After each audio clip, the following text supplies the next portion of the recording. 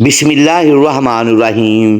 حضور اکرم صلی اللہ علیہ وآلہ وسلم نے فرمایا کہ جب لوگ جنت میں جا رہے ہوں تو اویس کرنی کو جنت کے دروازے پر روک لیا جائے گا۔ حضرت اویس کرنی کون ہیں؟ اویس نام ہے عامر کے بیٹے، مراد قبیلہ ہے، کرن ان کی شاخ ہے اور یمن ان کی رہائش گاہ تھی۔ حضرت نے ماں کی ہر درجہ خدمت کی، وہ آسمان تک پہنچی۔ اویس کرنی حضور صلی اللہ علیہ وآلہ وسلم کی خدمت میں حاضر نہیں ہو سکے۔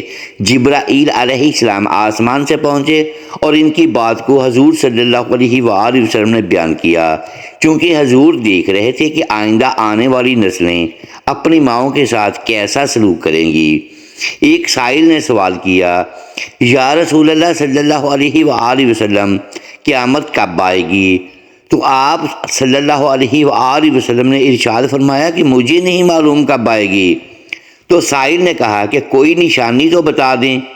تو آپ نے فرمایا، جب اولاد اپنی ماں کو ذلیل کرے گی تو قیامت آئے گی۔ حضور صلی اللہ علیہ وآلہ وسلم نے حضرت عمر رضی اللہ تعالی عنہ اور حضرت علی رضی اللہ تعالی عنہ سے کہا کہ تمہارے دور میں ایک شخص ہوگا جس کا نام ہوگا اویس بن عامر، درمیانہ قد، رنگ کالا، جسم پر ایک سفید داغ۔ حضور صلی اللہ علیہ وآلہ وسلم نے ان کا حلیہ ایسے بیان کیا جیسے سامنے دیکھ رہے ہوں۔ وہ آئے گا، جب وہ آئے تو تم دونوں نے اس سے دعا کرانی ہے۔ حضرت عمر رضی اللہ تعالی عنہ اور حضرت علی رضی اللہ تعالی عنہ کو اویس کرنی کی دعا کی ضرورت نہیں تھی۔ یہ امت کو پیغام پہنچانے کے لیے ہے کہ ماں کا کیا مقام ہے۔ حضرت عمر رضی اللہ تعالی عنہ حیران ہو گئے اور سوچنے لگے کہ حضور صلی اللہ علیہ وآلہ وسلم کیا کہہ رہے ہیں کہ ہم اویس سے دعا کرائیں؟ تو حضور صلی اللہ علیہ وآلہ وسلم نے فرمایا، عمر، علی، اویس نے ماں کی خدمت اس طرح کی ہے جب وہ ہاتھ اٹھاتا ہے تو اللہ اس کی دعا کو خالی نہیں جانے دیتا۔ حضرت عمر رضی اللہ تعالی عنہ 10 سال خلیفہ رہے، 10 سال حج کیا، لیکن انہیں اویس نہ ملے۔ ایک دن سارے حاجیوں کو اکٹھا کر لیا اور کہا کہ تمام حاجی کھڑے ہو جاؤ۔ آپ کے حکم پر تمام حاجی کھڑے ہو گئے، پھر کہا کہ سب بیٹھ جاؤ، صرف یمن والے کھڑے رہو، تو سب بیٹھ گئے اور یمن والے کھڑے رہے۔ کہا کہ یمن والے سارے بیٹھ جاؤ، صرف مراد قبیلہ کھڑا رہے۔ پھر کہا مراد والے سب بیٹھ جاؤ، صرف کرنی والے کھڑے رہیں۔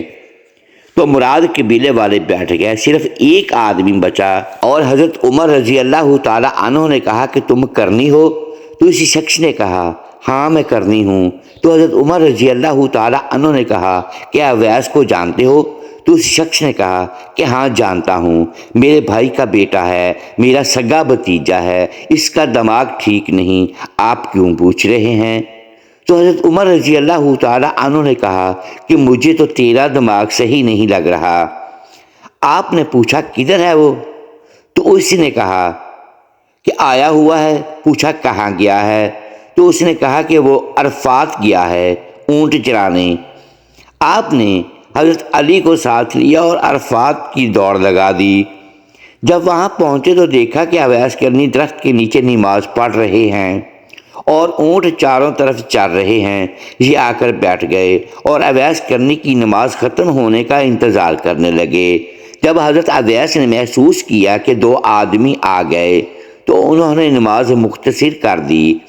سلام پھیرا تو حضرت عمر رضی اللہ تعالی عنہ نے پوچھا کون ہو بھائی؟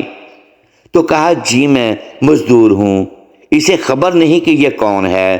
تو حضرت عمر رضی اللہ تعالی عنہ نے کہا کہ تیرا نام کیا ہے؟ تو اویس کرنی نے کہا کہ میرا نام اللہ کا بندہ۔ تو حضرت عمر رضی اللہ تعالی عنہ نے کہا کہ سارے ہی اللہ کے بندے ہیں، تیری ماں نے تیرا نام کیا رکھا ہے؟ تو حضرت اویس نے کہا کہ آپ کون ہیں میری پوچھ گچھ کرنے والے؟ ان کا یہ کہنا تھا۔ حضرت علی رضی اللہ تعالی عنہ نے کہا کہ اویس، یہ امیر المومنین عمر بن خطاب ہیں اور میں ہوں علی بن ابی طالب۔ حضرت اویس کا یہ سننا تھا کہ وہ کانپنے لگے۔ کہا جی میں معافی چاہتا ہوں، میں تو آپ کو پہچانتا ہی نہیں تھا، میں تو پہلی دفعہ آیا ہوں۔ تو حضرت عمر رضی اللہ تعالیٰ عنہ نے کہا کہ تو ہی اویس ہے؟ تو انہوں نے کہا کہ ہاں میں ہی اویس ہوں۔ حضرت عمر رضی اللہ تعالیٰ عنہ نے کہا کہ ہاتھ اٹھا اور ہمارے لیے دعا کر۔ وہ رونے لگے اور کہا کہ میں دعا کروں؟ آپ لوگ سردار اور میں نوکر آپ کا، میں آپ لوگوں کے لیے دعا کروں؟ تو حضرت عمر رضی اللہ تعالیٰ عنہ نے کہا کہ ہاں، اللہ کے نبی نے فرمایا تھا عمر اور علی جیسی ہستیوں کے لیے حضرت اویس کے ہاتھ اٹھوائے گئے، اس لیے اس کے پیچھے جہاد نہیں، تبلیغ نہیں، تصوف نہیں، اس کے پیچھے ماں کی خدمت ہے۔